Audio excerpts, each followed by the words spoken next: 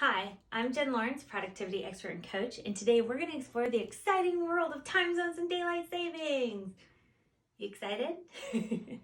Whether you have this down pat, you need a refresher, or you're totally lost when it comes to time zones, this is going to be the perfect crash course for you. I'm going to cover the fundamentals of time zones, including what all the acronyms mean. I'm going to explain to you what the hell is going on with Arizona. And then finally, I'm going to give you 3 tips to make sure you never screw up a meeting time again. Now, disclaimer, this is designed for those who live within the United States or work with people in the US. The rest of the world does time zones and daylight saving, but they all use different acronyms. They start and end at different times. And so we're going to go ahead and clean this up and say this is just for the US, okay? So you'll notice the months are a little not in perfect calendar order back here. That's because I have listed them in the order of which daylight saving starts and ends. So we're going to start there. All right. Now, for the sake of simplicity, because daylight saving starts in the beginning of March in like the first week, and because it ends sometime in the beginning of November, we're going to just, for simplicity's sake, March gets the first part, November gets the second part. Now, these are 2 different categories. The first, these 8 months, this is daylight time.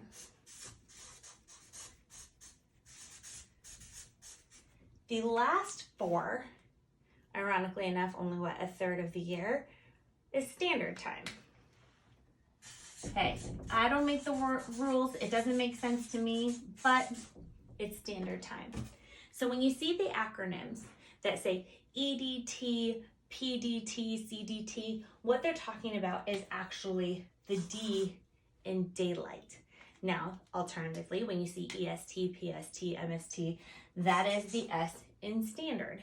It's super important to understand that those acronyms actually mean something. So if you are writing EDT, you need to only be using that March through October. If you are using PST or CST, that's really hard to say, you're only going to use that November through February. Now, there's a really tricky part that could screw you up on this, especially as you use MST. Now, Mountain Standard Time is, for most of those in the mountain region, it is actually this time of year, unless you live in Arizona. MST is year-round. So I'm going to explain that right now.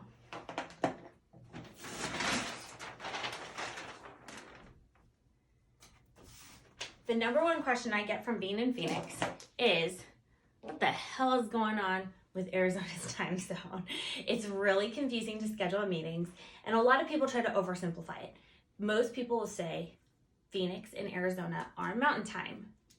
That's not true. So I'm going to give you a little bit of a geography lesson, and then I'll explain to you what actually happens during our daylight and standard time designations.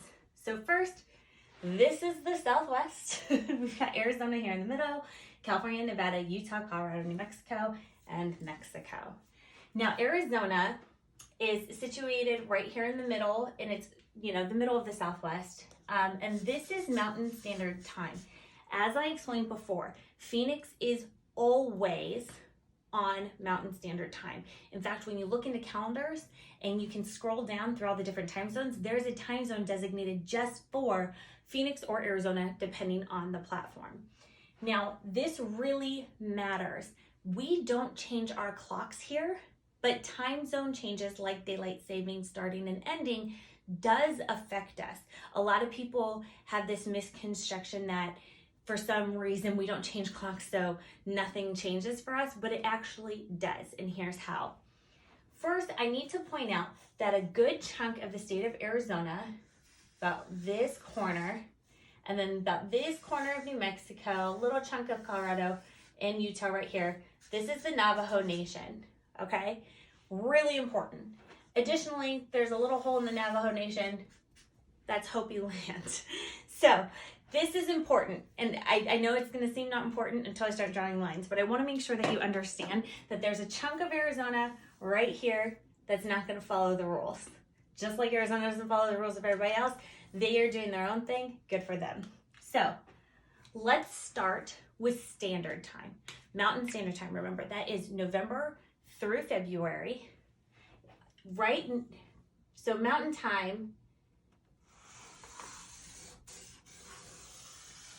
this is the time zone for Mountain Standard Time. Remember, that's November through February.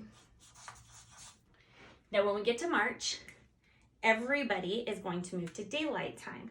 That's when daylight saving starts. Suddenly, the line is going to do this.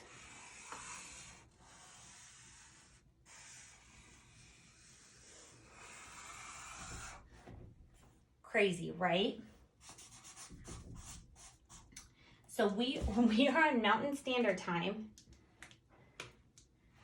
this is Pacific Standard and Mountain Standard. Everything this direction, everything that direction. When we're on Mountain Daylight Time, everything on this side is Mountain Daylight Time, and everything on this side is Pacific Daylight Time. Did you catch that? What that means is when all of these clocks change by an hour, when daylight saving starts, Arizona doesn't change their clocks, but the alignment of their time zone shifts. This is really important. So I frequently get emails and they say, well, isn't Phoenix on Mountain Time? Yes, but we're not Denver and we're not Salt Lake City. We're our own little shebang over here. So all you need to remember is during most of the year, we align with Pacific Time, and the other 4 months of the year, we align with the rest of the mountain region. Is that clear to everyone? Hopefully. All right, so this is all kinds of confusing. It's really the burden of those who live in Arizona or work directly with people in the Phoenix area to understand that this happens. Now, if you're like, ugh, Jen, this sounds like a big pain in the ass, that's fine. I'm gonna give you 3 tips to make sure that you don't ever screw this up again. First and foremost, when you're exchanging emails or communicating with other people, always specify the time zone. Now, if you're struggling to remember MST, MDT, PDT, EST, when in doubt, leave it out. Just say Eastern Time, Pacific Time, Arizona Time. Don't use that if you live in Illinois, right? Like if you live in Illinois, say Central Time. But if you're working with somebody in Arizona, just say Arizona's time, Arizona local time. But all the other ones, you can just say Eastern, Central, Pacific. Easy enough, right? So the other thing with that is when you're sending out calendar invites, just always select the time zone. If you've made an agreement to have a meeting at 1 p.m. Eastern time, don't go in there and try to do the math. Okay, is it 2 hours difference, 3 hours difference? I can't remember. Just select Eastern time, 1 o'clock, and send it out. I promise you that will alleviate all kinds of issues. The second tip I have for you is utilize multiple time zone view within your calendar. So all calendar applications, Outlook, Google, iMail, all of those have the option to add a secondary time zone while you're looking at your calendar. You can see it right along the sidebar. Outlook just expanded it so that you can include 3, which is really cool. So if you're working Eastern, Central, and Pacific, you can see it all.